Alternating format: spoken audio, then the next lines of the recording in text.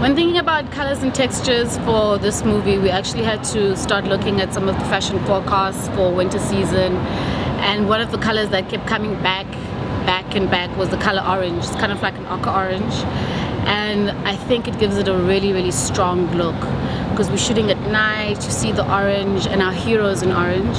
What's also really cool about it is that the South African sun, when it sets, it's got that orange ochre feel to it. Then obviously we played into the Edgars red, and you'll see in some of the scenes we've got these beautiful maroon textures where we play with light and shade and shadows. So when talking about colors for this movie, it gives it a very strong look. And you'll see that Joburg City has got these very strong, bold lines which speak to the check patterns and some of the winter looks.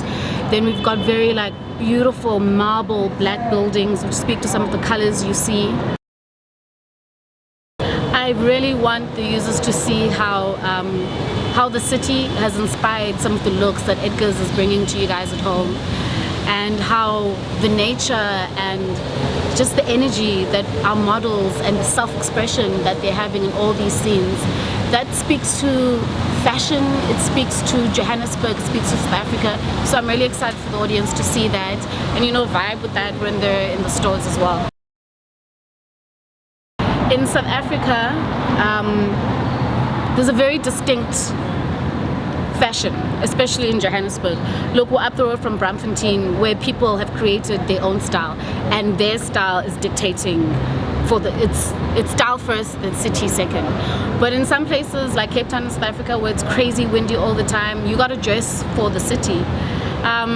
For that one, it's definitely, it can go either way. My name is Director Kit. I am a filmmaker based in South Africa.